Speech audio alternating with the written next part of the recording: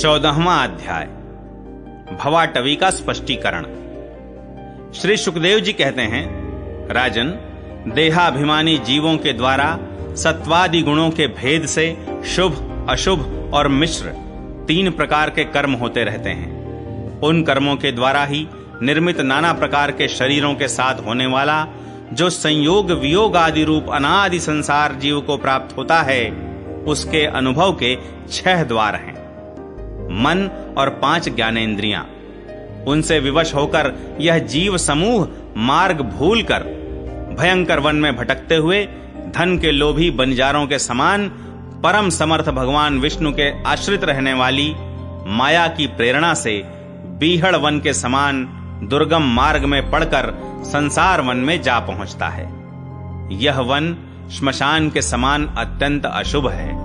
इसमें भटकते हुए उसे अपने शरीर से किए हुए कर्मों का फल भोगना पड़ता है।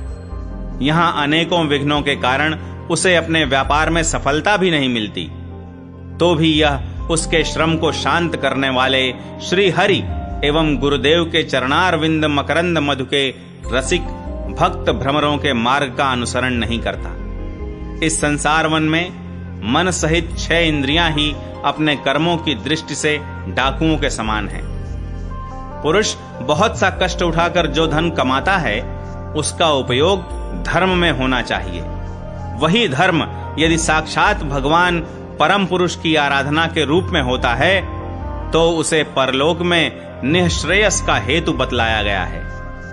किंतु जिस मनुष्य का बुद्धि रूप सारथी विवेकहीन होता है और मन वश में नहीं होता, उसके उस धर्मोपयोगी धन को ये मन सहित 6 इंद्रियां देखना, स्पर्श करना, सुनना, स्वाद लेना, सूंघना, संकल्प विकल्प करना और निश्चय करना, इन वृत्तियों के द्वारा गृहस्थोचित विषय भोगों में फंसाकर उसी प्रकार लूट लेती हैं जिस प्रकार बेईमान मुखिया का अनुगमन करने वाले एवं असावधान बंजारों के दल का धन चोर डाकू लूट ले जाते हैं।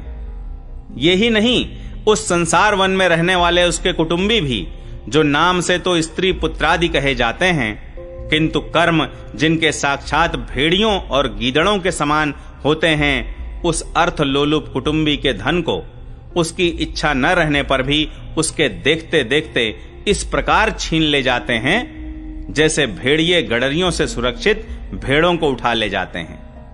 जिस प्रकार यदि किसी खेत के बीजों को अग्नि द्वारा जला न दिया गया हो, तो प्रतिवर्ष जोतने पर भी खेती का समय आने पर वह फिर झाड़ झंखाड़, लता और तृण आदि से गहन हो जाता है। उसी प्रकार यह गृहस्थाश्रम भी कर्म भूमि है।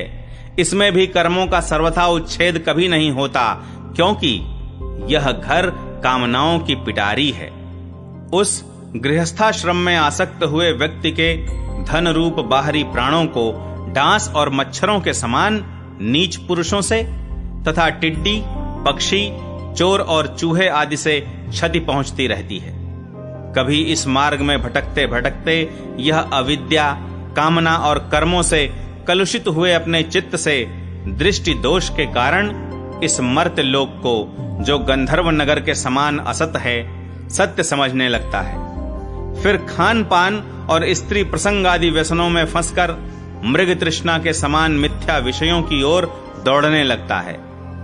कभी बुद्धि के रजोगुण से प्रभावित होने पर सारे अनर्थों की जड़ अग्नि के मल रूप सोने को ही सुख का साधन समझकर उसे पाने के लिए लालायित हो इस प्रकार दौड़ धूप करने लगता है जैसे वन में जाड़े से ठिठुरता हुआ पुरुष अग्नि के लिए व्याकुल होकर उन्मुख पिशाच की ओर उसे आग समझकर दौड़े। कभी इस शरीर को जीवित रखने वाले घर, अन्न, जल और धन आदि में अभिनिवेश करके इस संसारारण्य में इधर उधर दौड़ धूप करता रहता है। कभी बवंडर के समान आंखों में धूल झोंक देने वाली स्त्री गोद में बैठा लेती है, तो तत्काल रागांध सा होकर सत्पुरुषों की मर्यादा का भी विचार नहीं करता। उस समय नेत्रों में रजोगुण की धूल भर जाने से बुद्धि ऐसी मलिन हो जाती है कि अपने कर्मों के साक्षी दिशाओं के देवताओं को भी भुला देता है। कभी अपने आप ही एकाध बार विषयों का मिथ्यात्म जान लेने पर भी अनादिकाल से देह में आत्मबुद्धि रहने से विवेक बुद्धि नष्ट हो जाने के कारण उन मरुमरीचिका तुल्य विषयों की ओर ही फिर दौड़ने लगता है। कभी प्रत्यक्ष शब्द करने वाले उल्लू के समान, शत्रुओं की और परोक्ष रूप से बोलने वाले झींगरों के समान राजा की अति कठोर एवं दिल को दहला देने वाली डरावनी डांट डपट से इसके कान और मन को बड़ी व्यथा होती है। पूर्व पुण्य क्षीण हो जाने पर यह जीवित ही मुर्दे के समान हो जाता है और जो कारस्कर एवं काकतुंड आदि जहरीले फलों वाले पाप वृक्षों, इसी प्रकार की दूषित लताओं और विषैले कुओं के समान हैं तथा जिनका धन इस लोक और परलोक दोनों के ही काम में नहीं आता और जो जीते हुए भी मुर्दे के समान हैं, उन कृपण पुरुषों का आश्रय लेता है। कभी असत पुरुषों के संग से बुद्धि बिगड़ जाने के कारण सूखी नदी में गिरकर दुखी होने के समान इस लोक और परलोक में दुख देने वाले पाखंड में फंस जाता है। जब दूसरों को सताने से उसे अन्न भी नहीं मिलता, तब वह अपने सगे पिता पुत्रों को अथवा पिता या पुत्र आदि का एक तिनका भी जिनके पास देखता है, उनको फाड़ खाने के लिए तैयार हो जाता है। कभी दावा नल के समान प्रिय विषयों से शून्य एवं परिणाम में दुखमय घर में पहुंचता है तो वहां इष्ट जनों के वियोग आदि से उसके शोक की आग भड़क उठती है। उससे संतप्त होकर वह बहुत ही खिन्न होने लगता है। कभी काल के समान भयंकर राजकुल रूप राक्षस इसके परम प्रिय धन रूप प्राणों को हर लेता है तो यह मरे हुए के समान निर्जीव हो जाता है। कभी मनोरथ के पदार्थों के समान अत्यंत असत पिता पितामह आदि संबंधों को सत्य समझकर उनके सहवास से स्वप्न के समान क्षणिक सुख का अनुभव करता है। गृहस्थाश्रम के लिए जिस कर्म विधि का महान विस्तार किया गया है, उसका अनुष्ठान किसी पर्वत की कड़ी चढ़ाई के समान ही है। लोगों को उस ओर प्रवृत्त देखकर उनकी देखा देखी जब यह भी उसे पूरा करने का प्रयत्न करता है, तब तरह तरह की कठिनाइयों से क्लेशित होकर कांटे और कंकड़ों से भरी भूमि में पहुंचे हुए व्यक्ति के समान दुखी हो जाता है।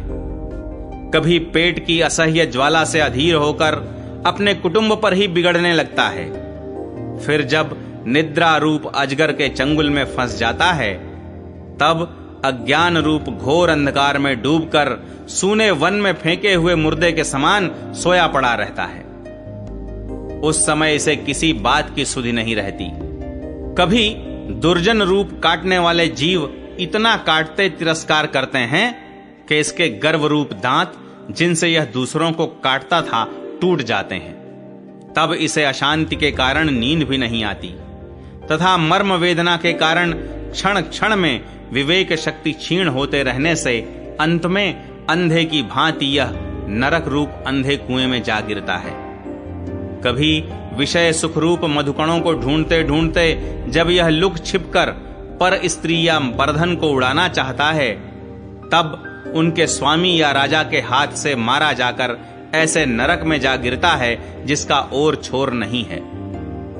इसी से ऐसा कहते हैं कि प्रवृत्ति मार्ग में रहकर किए हुए लौकिक और वैदिक दोनों ही प्रकार के कर्म जीव को संसार की ही प्राप्ति कराने वाले हैं। यदि किसी प्रकार राजा आदि के बंधन से छूट भी गया तो अन्याय से अपहरण किए हुए उन स्त्री और धन को देवदत्त नाम का कोई दूसरा व्यक्ति छीन लेता है और उससे विष्णुमित्र नाम का कोई तीसरा व्यक्ति झटक लेता है। इस प्रकार वे भोग एक पुरुष से दूसरे पुरुष के पास जाते रहते हैं, एक स्थान पर नहीं ठहरते। कभी कभी शीत और वायु आदि अनेकों आधि दैविक आधि भौतिक और आध्यात्मिक दुख की स्थितियों के निवारण करने में समर्थ न होने से यह अपार चिंताओं के कारण उदास हो जाता है। कभी परस्पर लेन देन का व्यवहार करते समय किसी दूसरे का थोड़ा सा दमड़ी भर अथवा इससे भी कम धन चुरा लेता है तो इस बेईमानी के कारण उससे वैर ठन जाता है। राजन, इस मार्ग में पूर्वोक्त विघ्नों के अतिरिक्त सुख दुख, राग द्वेष, भय, अभिमान, प्रमाद, उन्माद, शोक, मोह, लोभ, मात्सर्य, ईर्ष्या, अपमान, क्षुधा पिपासा, आदि व्याधि, जन्म, जरा और मृत्यु आदि और भी अनेकों विघ्न हैं। किसी समय देव माया रूपिणी स्त्री के बाहुपाश में पड़कर विवेकहीन हो जाता है, तब उसी के लिए विहार भवन आदि बनवाने की चिंता में ग्रस्त रहता है तथा उसी के आश्रित रहने वाले पुत्र, पुत्री और अन्यान्य स्त्रियों के मीठे मीठे बोल, चितवन और चेष्टाओं में आसक्त होकर उन्हीं में चित्त फंस जाने से वह इंद्रियों का दास अपार अंधकारमय नरकों में गिरता है। काल चक्र साक्षात भगवान विष्णु का आयुध है। वह परमाणु से लेकर द्विपरार्ध पर्यंत क्षण घटी आदि अवयवों से युक्त है। वह निरंतर सावधान रहकर घूमता रहता है। जल्दी जल्दी बदलने वाली बाल्य, यौवन आदि अवस्थाएं ही उसका वेग हैं। उसके द्वारा वह ब्रह्मा से लेकर क्षुद्राति क्षुद्र तृण पर्यंत सभी भूतों का निरंतर संहार करता रहता है। कोई भी उसकी गति में बाधा नहीं डाल सकता। उससे भय मानकर भी जिनका यह काल चक्र निज आयुध है, उन साक्षात भगवान यज्ञ पुरुष की आराधना छोड़कर यह मंदमति मनुष्य पाखंडियों के चक्कर में पड़कर उनके कंक, गिद्ध, बगुला और बटेर के समान आर्य शास्त्र बहिष्कृत देवताओं का आश्रय लेता है, जिनका केवल वेद बाह्य अप्रामाणिक आगमों ने ही उल्लेख किया हुआ है। ये पाखंडी तो स्वयं ही धोखे में हैं। जब यह भी उनकी ठगाई में आकर दुखी होता है, तब ब्राह्मणों की शरण लेता है। किंतु उपनयन संस्कार के अनंतर श्रौत स्मार्त कर्मों से भगवान यज्ञ पुरुष की आराधना करना आदि जो उनका शास्त्रोक्त आचार है, वह इसे अच्छा नहीं लगता। इसलिए वेदोक्त आचार के अनुकूल अपने में शुद्धि न होने के कारण यह कर्म शून्य शूद्र कुल में प्रवेश करता है, जिसका स्वभाव वानरों के समान केवल कुटुंब पोषण और स्त्री सेवन करना ही है। वहां बिना रोक टोक स्वच्छंद विहार करने से इसकी बुद्धि अत्यंत दीन हो जाती है और एक दूसरे का मुख देखना आदि विषय भोगों में फंसकर इसे अपने मृत्यु काल का भी स्मरण नहीं होता। वृक्षों के समान जिनका लौकिक सुख ही फल है, उन घरों में ही सुख मानकर वानरों की भांति स्त्री पुत्रादि में आसक्त होकर यह अपना सारा समय मैथुनादि विषय भोगों में ही बिता देता है। इस प्रकार प्रवृत्ति मार्ग में पड़कर सुख दुख भोगता हुआ यह जीव रोग रूपी गिरि गुहा में फंसकर उसमें रहने वाले मृत्यु रूप हाथी से डरता रहता है। कभी कभी शीत, वायु आदि अनेक प्रकार के आधिदैविक, आदि भौतिक और आध्यात्मिक दुखों की निवृत्ति करने में जब असफल हो जाता है, तब उस समय अपार विषयों की चिंता से यह खिन्न हो उठता है। कभी आपस में क्रय विक्रय आदि व्यापार करने पर बहुत कंजूसी करने से इसे थोड़ा सा धन हाथ लग जाता है।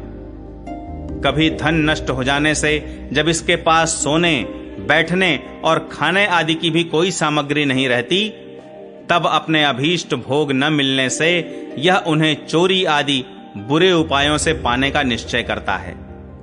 इससे इसे जहां तहां दूसरों के हाथ से बहुत अपमानित होना पड़ता है। इस प्रकार धन की आसक्ति से परस्पर वैर भाव बढ़ जाने पर भी यह अपनी पूर्व वासनाओं से विवश होकर आपस में विवाह आदि संबंध करता और छोड़ता रहता है। इस संसार मार्ग में चलने वाला यह जीव अनेक प्रकार के क्लेश और विघ्न बाधाओं से बाधित होने पर भी मार्ग में जिस पर जहां आपत्ति आती है अथवा जो कोई मर जाता है, उसे जहां का तहां छोड़ देता है तथा नए जन्मे हुओं को साथ लगाता है।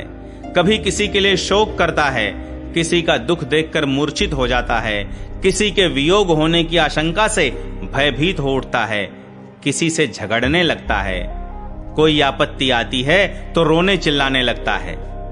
कहीं कोई मन के अनुकूल बात हो गई तो प्रसन्नता के मारे फूला नहीं समाता। कभी गाने लगता है और कभी उन्हीं के लिए बंधने में भी नहीं हिचकता। साधुजन इसके पास कभी नहीं आते। यह साधु संग से सदा वंचित रहता है। इस प्रकार यह निरंतर आगे ही बढ़ रहा है। जहां से इसकी यात्रा आरंभ हुई है और जिसे इस मार्ग की अंतिम अवधि कहते हैं, उस परमात्मा के पास यह अभी तक नहीं लौटा है। परमात्मा तक तो योग शास्त्र की भी गति नहीं है।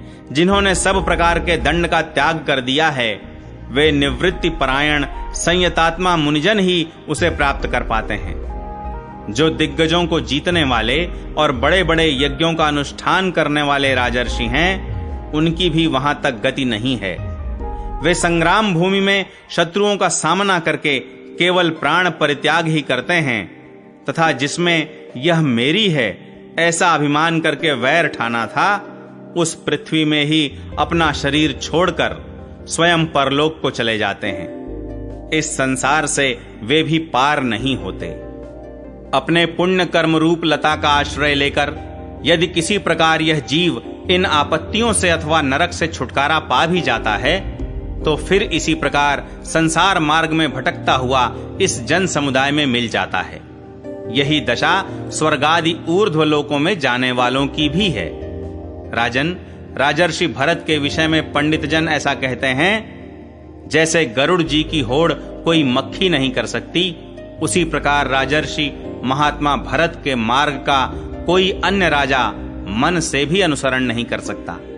उन्होंने पुण्य कीर्ति श्री हरि में अनुरक्त होकर अति मनोरम स्त्री, पुत्र, मित्र और राज्यादि को युवावस्था में ही विष्ठा के समान त्याग दिया था। दूसरों के लिए तो इन्हें त्यागना बहुत ही कठिन है। उन्होंने अति दुस्त्यज पृथ्वी, पुत्र, स्वजन, संपत्ति और स्त्री की, तथा जिसके लिए बड़े-बड़े देवता भी लालायित रहते हैं, किंतु जो स्वयं उनकी दया दृष्टि के लिए उन पर दृष्टिपात करती रहती थी, उस लक्ष्मी की भी लेश मात्र इच्छा नहीं की। यह सब उनके लिए उचित ही था, क्योंकि जिन महानुभावों का चित्त भगवान मधुसूदन की सेवा में अनुरक्त हो गया है, उनकी दृष्टि में मोक्ष पद भी अत्यंत तुच्छ है। उन्होंने मृग शरीर छोड़ने की इच्छा होने पर उच्च स्वर से कहा था कि धर्म की रक्षा करने वाले, धर्मानुष्ठान में निपुण, योगगम्य, सांख्य के प्रतिपाद्य, प्रकृति के अधीश्वर, यज्ञ मूर्ति सर्वांतर्यामी श्री हरि को नमस्कार है। राजन, राजर्षि भरत के पवित्र गुण और कर्मों की भक्त जन भी प्रशंसा करते हैं। उनका यह चरित्र बड़ा कल्याणकारी, आयु और धन की वृद्धि करने वाला, लोक में सुयश बढ़ाने वाला और अंत में स्वर्ग तथा मोक्ष की प्राप्ति कराने वाला है। जो पुरुष इसे सुनता या सुनाता है और इसका अभिनंदन करता है, उसकी सारी कामनाएं स्वयं ही पूर्ण हो जाती हैं। दूसरों से उसे कुछ भी नहीं मांगना पड़ता।